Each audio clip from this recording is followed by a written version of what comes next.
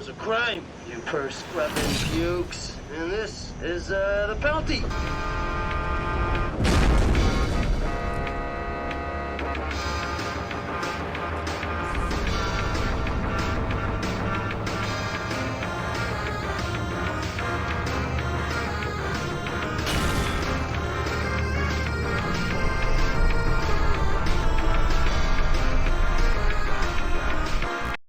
Alright, welcome back to Honored Madman, and today we've got a good one. We're going to be talking about one of my favorite bosses from Dark Souls 2 and the Souls universe's very own Terminator, the Pursuer.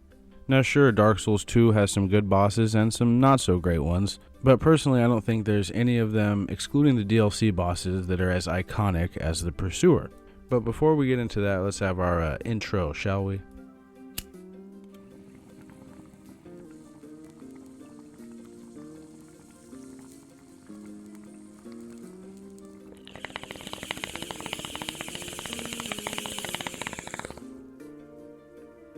So the Pursuer's main function in the game seems to be, as his name implies, to pursue the player. And he's quite good at it, at least in the first half of the game up until you reach the Iron Keep. But boy does this guy know how to make an entrance. Chances are you'll encounter this guy before his official boss fight if you happen to climb up onto that rooftop in the Forest of Fallen Giants, the one filled with the Hollow Soldiers.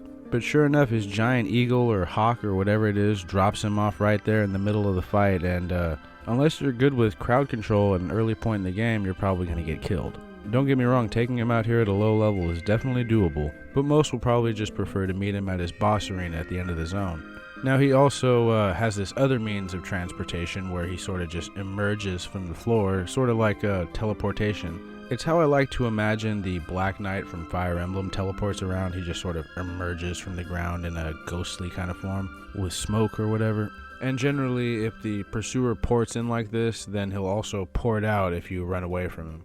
Now, I don't know about you, but there's something unnervingly eerie about the way he levitates around towards you, or just the fact that a knight his size is capable of, among other things, levitation. I think it really adds to the intimidation factor of this boss, coupled with the fact that he likes to sneak up on you when you least expect it.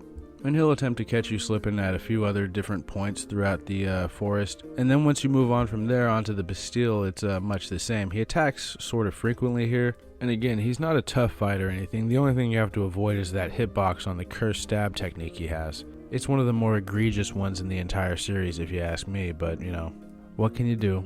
Anyway, he tends to show up in several less than ideal situations during the journey across the Ruin Prison. For example, showing up right after the boss fight with the Ruin Sentinels, etc. But after making it out of the Bastille and dealing with all of his encounters there, you won't see him again until you reach the Iron Keep.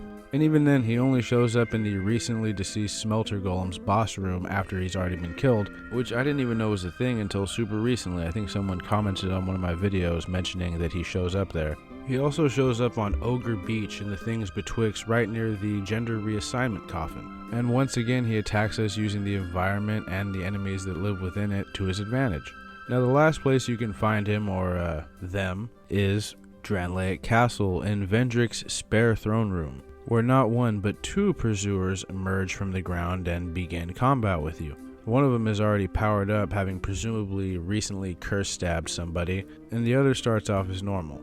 The main difference is that the activated Pursuer will more frequently use his dark magic attacks, which consist of what appears to be an upgraded version of Affinity, which itself was known as Pursuers in Dark Souls 1. Interesting connection there.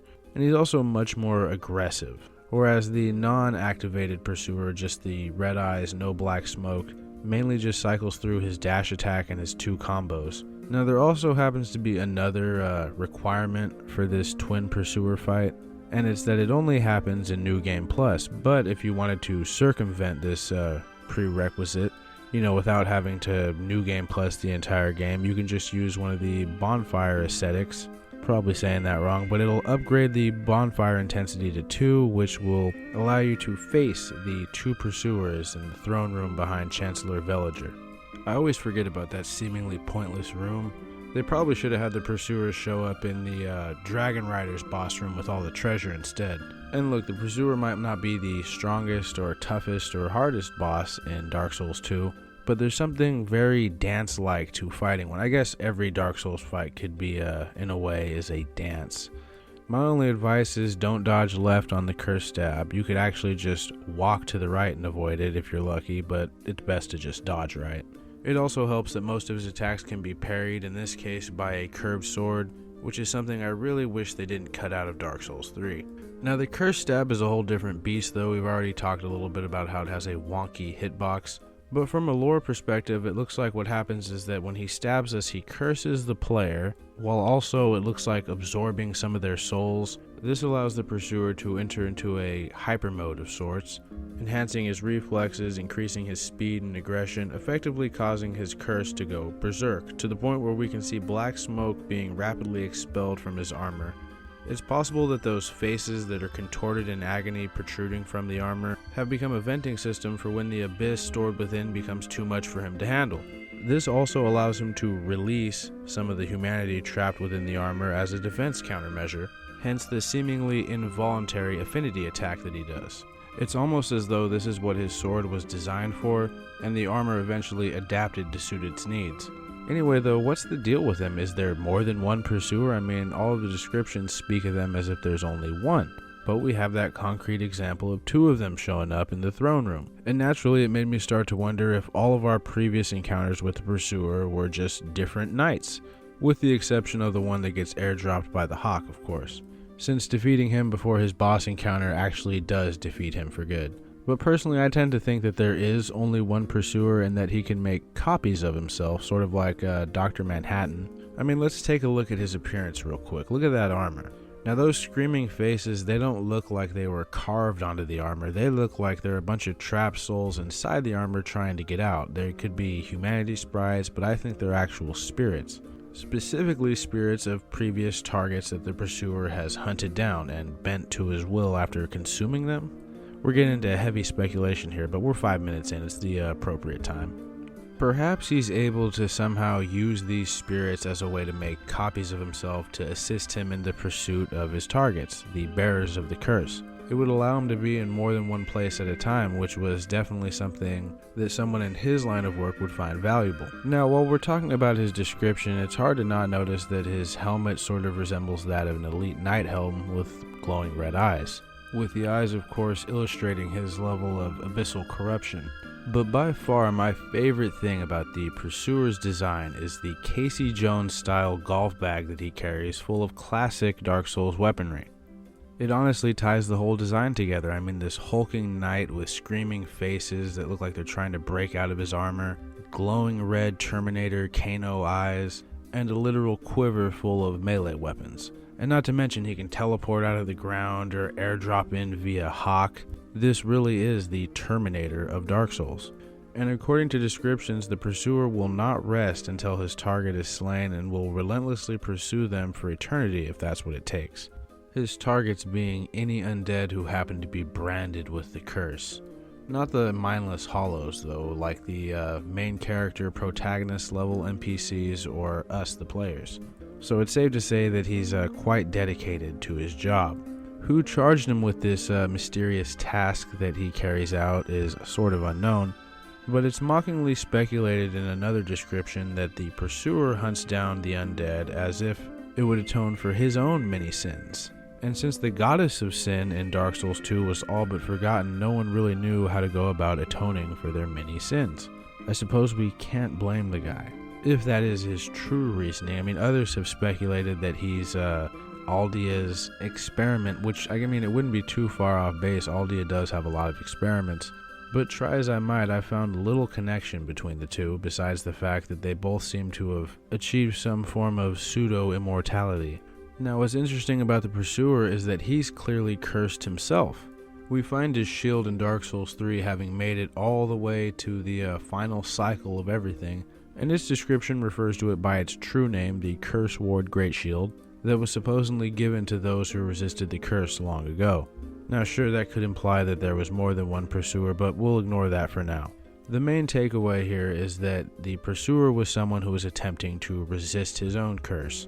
The description also talks about how heavy the shield is, but more importantly about the foolishness of resisting the curse. The immense weight of the shield itself is said to represent the unbearably heavy burden of the curse of the undead.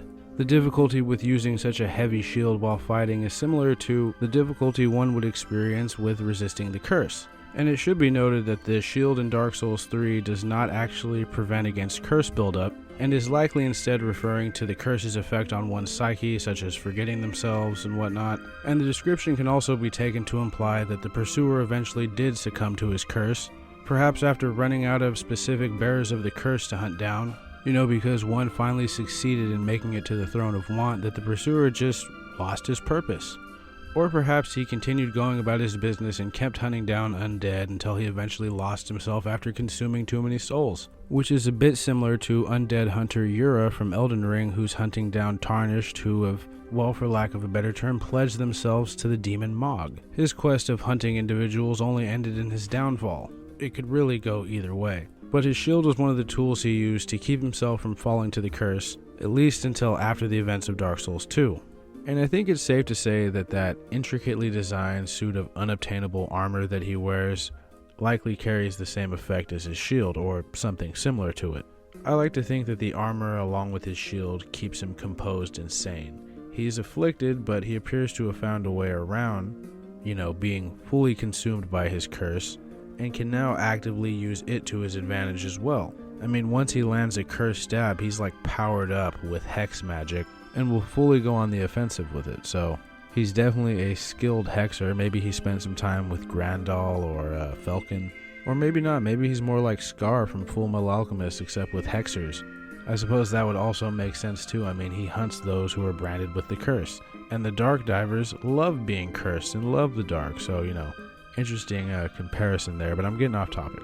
Now, I'd be foolish not to mention the fact that there has been a long-standing theory that some hold dear that claims that the pursuer is none other than the main character from Dark Souls 1, and that he's coming after us in Dark Souls 2 because he sees us as some sort of a threat to his non-existent reign or something. I don't know. I always felt that theory had too many holes. It's like a pair of knockoff sneakers. They're like, on the surface, they're the real deal. It's them. But then after you wear them for a few days, they start falling apart, and you're like, oh, what the fuck is this shit?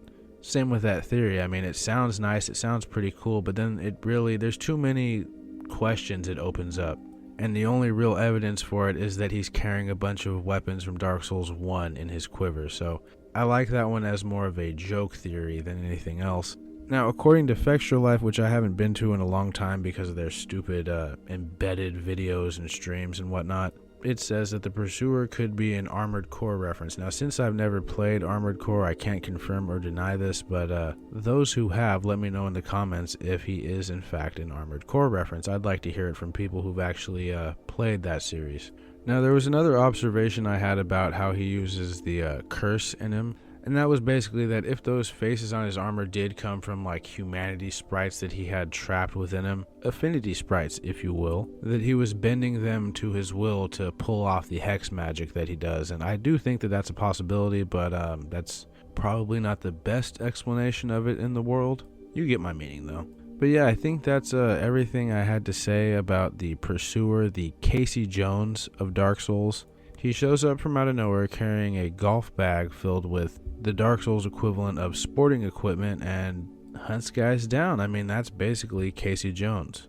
Been on a real Ninja Turtles hype lately, but I hope you guys found this video informative. Let me know if I missed anything or forgot any descriptions or anything like that. And if you liked this video, please consider liking it. If you disliked it, please dislike it. And if you like hearing me ramble on about various Dark Souls topics, we'll eventually move into other stuff like Red Dead, and I've always said it, but Fallout. But yeah, we like to ramble here. Then please consider subscribing. That would really help the channel out. We're doing pretty good now. 21K. I get blown away every time I see it. But that's enough rambling. Let's have the outro now, shall we? And then some final thoughts.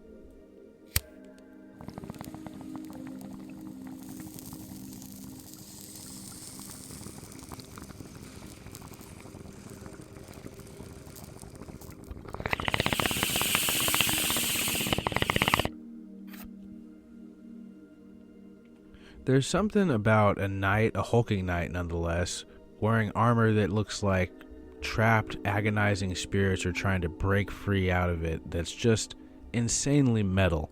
And it's even further backed up by his purpose. I mean, he has one simple goal: to hunt us down. And no matter how many times we kill him, he always comes back. Sometimes he comes back with a copy of himself to ambush us. Not to mention he fucking levitates, which I can't stress enough how badass that is.